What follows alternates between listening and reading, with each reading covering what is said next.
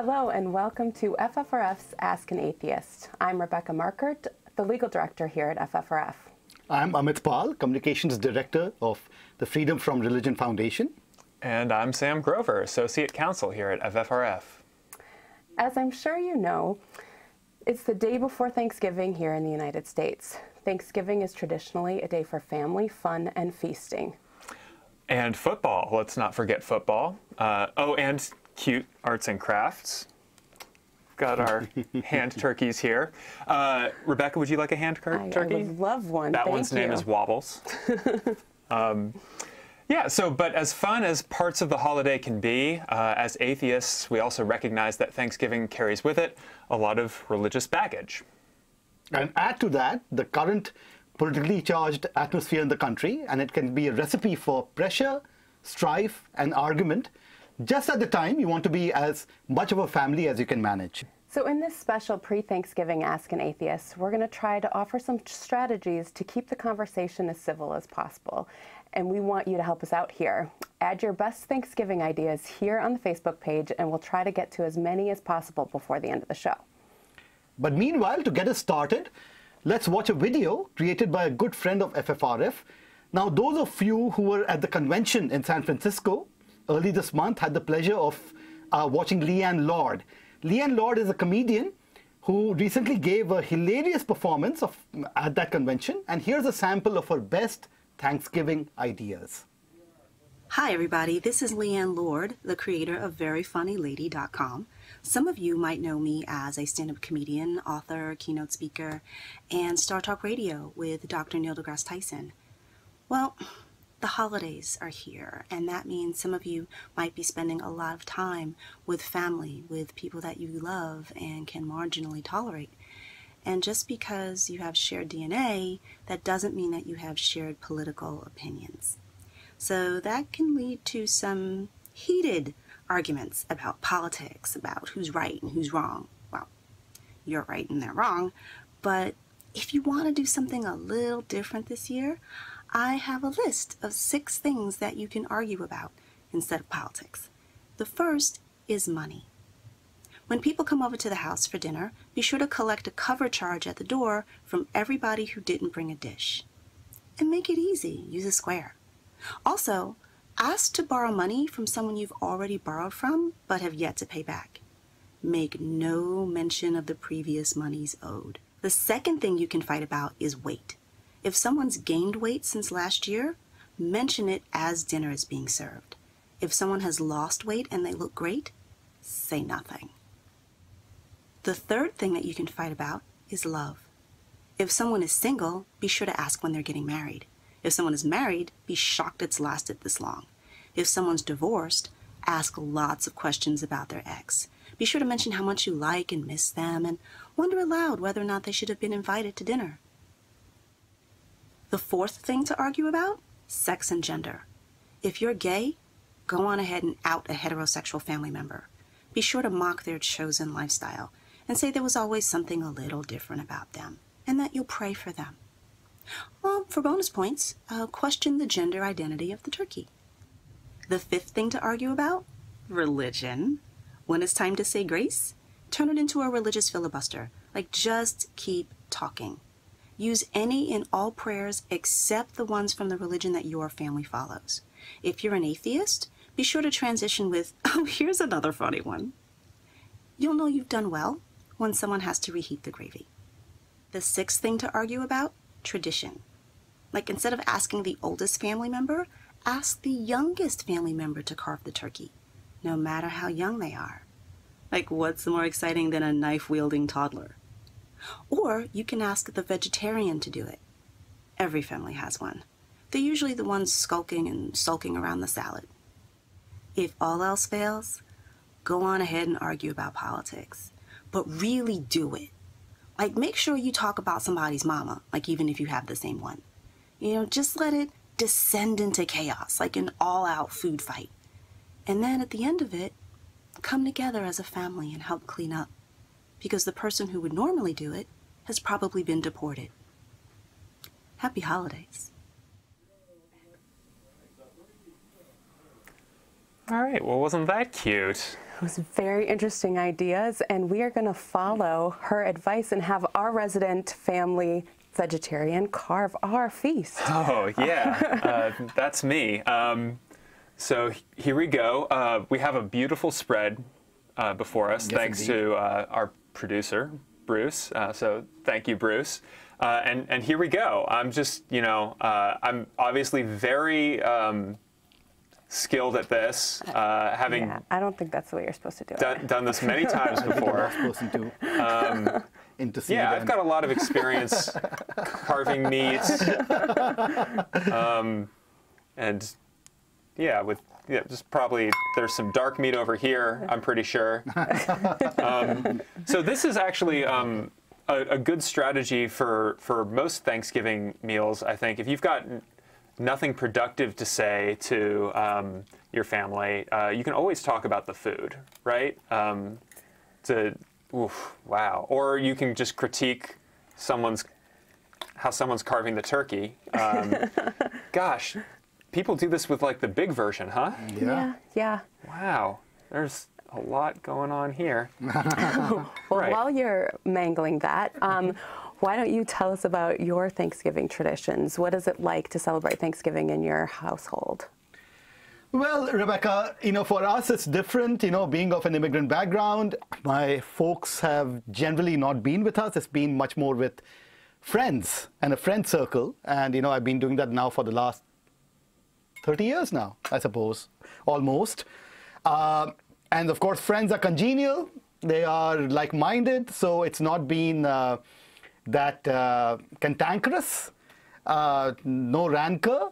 The food's different too, to be honest, and this may seem a bit blasphemous, but I find most of this food to be quite bland and not necessarily very tasty to my palate. So at these gatherings, we generally have a very mixed cuisine. So there is turkey or something resembling the likes of, and then there is a lot of ethnic food too, to sort of make up, to balance sort of the pH level, so to speak. So that's the way we've done it, most years. Nice. What about you, Sam?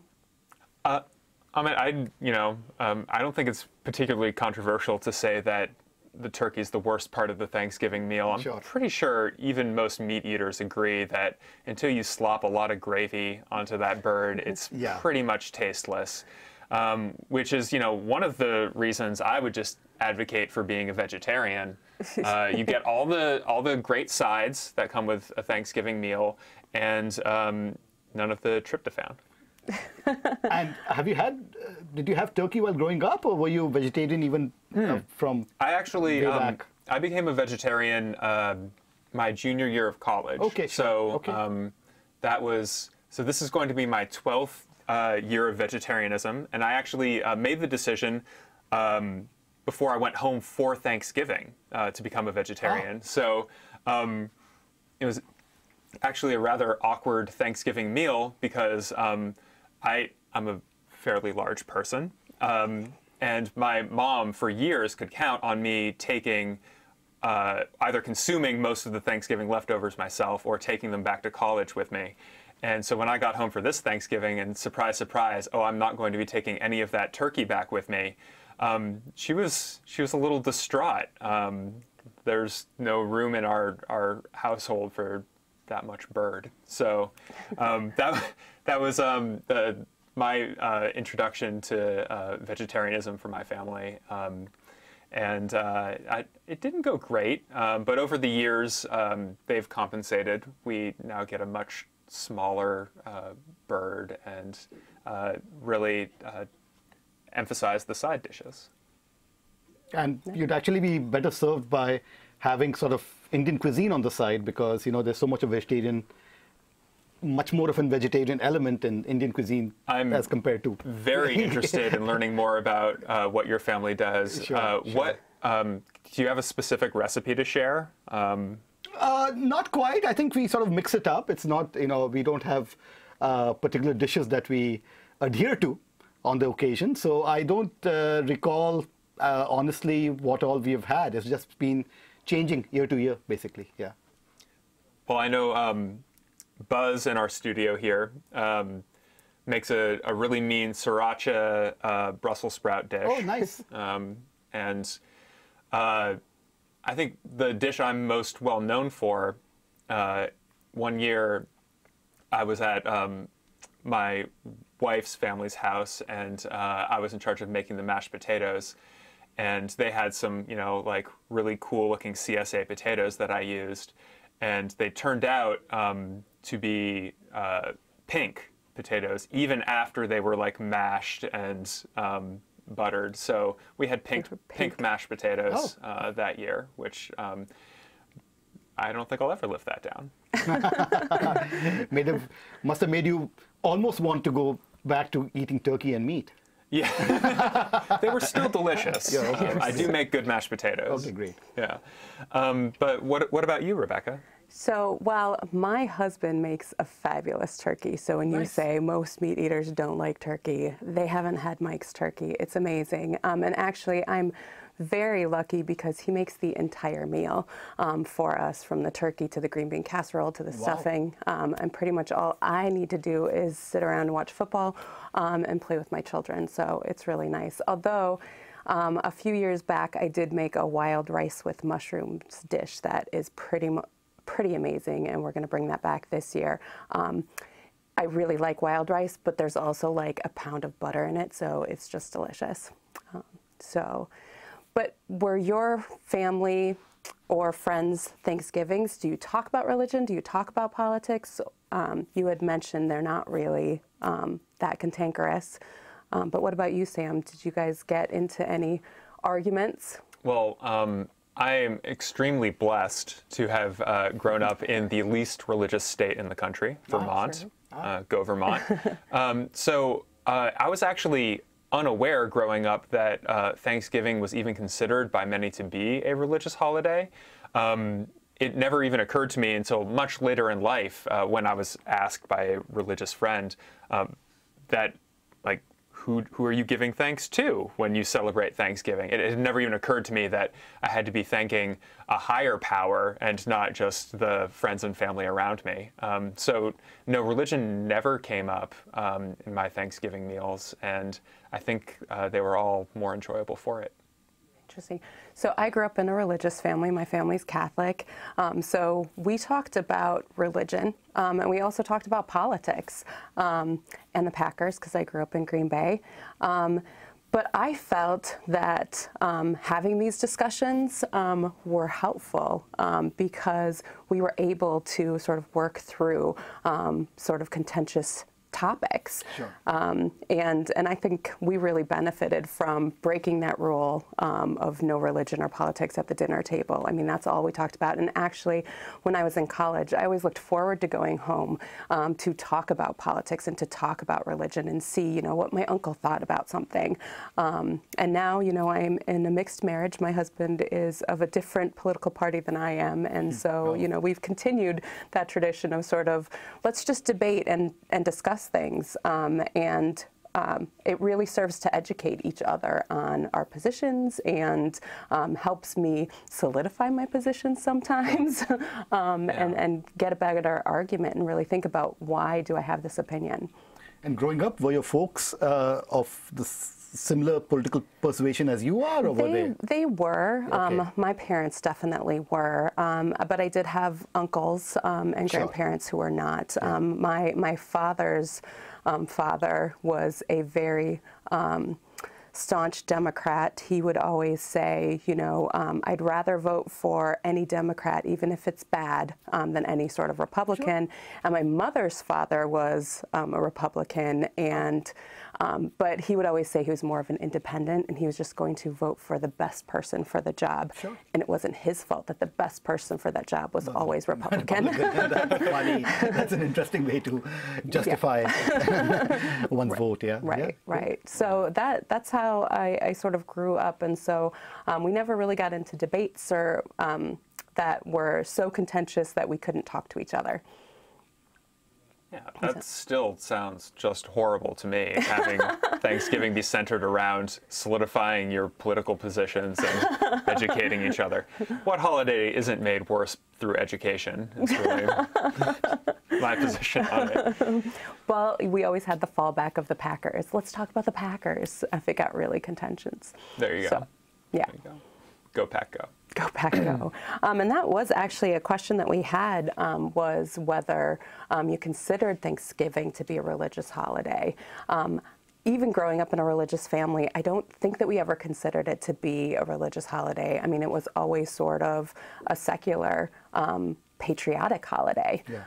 And is that how you guys viewed it? We know. Well, actually, I was, to be honest, even taken aback by the fact that some people consider it at all religious. I mean, the last 3 decades, the way, and maybe just me and, the way we've been observing it, I mean, there's been no religious element at all. Although Sam has some interesting sort of historical perspective on we were chatting about it just, before the show started as to how the first presidential proclamation, etc. Right, yeah. So George Washington issued the first presidential proclamation proclaiming a day of thanks, and it was a very religious proclamation. Almost all of the Thanksgiving proclamations have been, though of course it was not a federal holiday until much later. I think during the Civil War, I think Abraham Lincoln was president when it first became an official federal holiday. So we can use that as a little bit of guidance, I guess, but there's a legal principle that probably applies here, which is that over time, if something through rote repetition and just social appropriation becomes non-religious, then it's not really religious anymore. And I would say that most people don't think of Thanksgiving, in my personal experience, most people don't think of Thanksgiving as a religious holiday. Well, from what I've observed, exactly. I mean, there are 2 elements to it. One is having sort of, the annual family get-together, even more so than Christmas, or, around that time. And the second is giving thanks in just a broad, general way. Of course, it started off, and as semi-myth would have it, there's a contention about what exactly happened and how Thanksgiving came about. And for a different perspective on it, I would urge folks to read columnist Mark Anthony Rollo, who's a Native American and wrote for The Progressive while I was there. But anyway, the notion at least is that it came about because the Pilgrims were giving thanks, for what the Native Americans did. And although the Pilgrims themselves were religious, there's nothing necessarily sort of, religious about giving thanks in a broad way. And I think most people observe it that way rather than, in a at all a religious way. That's my understanding. Well, Dan and Annie Laurie always joke that they have always just thanked the chef on Thanksgiving. Sure. And when I look back, I don't know, when I was a child, I don't think I ever really comprehended who we were giving thanks to, but we were always thankful for our family and thankful for the food that we had at the table and that we had shelter and things like that. Do you guys give thanks to anything? Not quite, no, not really, to be honest. That was a tradition for my family, going around the table and saying what we were thankful for. And this year, I'm thankful for so much. Having a job that I really appreciate, and I'm happy to come into work every day and passionate about the work I do. So that's a big one. Yes. Thanks, FFRF. I'm also thankful to have added a new member to my family this year, which is really exciting. And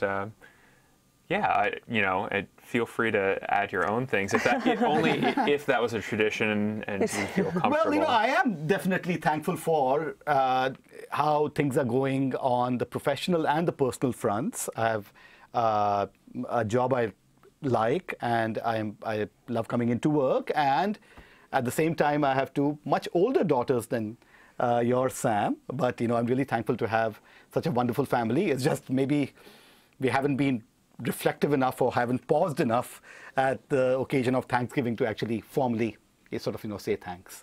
Yeah, we never did go round robin like that and say what we were thankful for. But when I got married and went to my mother-in-law's house, they would do that. And it was cute one year when my oldest, who's now 7, was about 2, or maybe just hitting 2. We asked him, you know, Dexter, what are you thankful for? And without missing a beat, he said, Thomas the Train. Sure. And so it was cute perspective.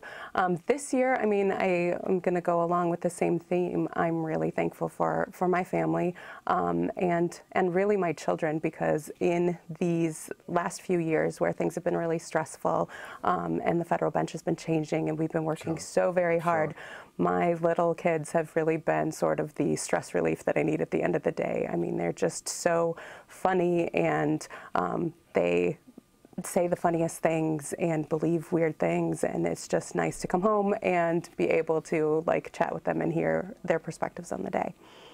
So let me take a look at some of our questions, because we do have a couple coming through. Jareth James asks, what can I do to avoid participating in the prayer before the meal? Gosh, avoiding it seems a little conspicuous if, you know, everyone's supposed to be gathered around the table. I see no problem with holding hands with loved ones while they say something that's meaningful to them. I would just probably prepare for it the same way that I often prepare to be on Ask an Atheist, which is just, you know, load up with some good cheer. I mean, I think every atheist who's ever had to participate in a prayer is the one like looking around to see if there's anybody else not bowing their heads. So, you know, if they're truly engaged in prayer, they're going to be looking down and not paying attention to whether you're participating or not. And if you're asked to give the prayer, FFRF has you covered. We have our Nothing Fails Like Prayer contest, which you can find on our website, where there are many examples of secular prayers that have been given around the country. So you can just draw on themes from that. Right. Well, you know, my family, I think when I was a younger child, we had more of a formal meal, but as we grow older and the family was just big enough, we just have Thanksgiving buffet style, and so everybody just kind of sat down at different times, and so that's how we avoided having to do a family prayer, because nobody was eating all at the same time. So maybe you could say, hey, we should do this buffet style. Sure. I'm on the same page as Sam. You know, if I may reveal something, my mother's quite devout, and so I have learned the art of going along to get along type deal. And you don't necessarily have to mouth the prayers, you know, you can just sort of, you know, be there and not necessarily raise too much of a fuss. That's the way I've handled it over the years. Yeah. Yeah.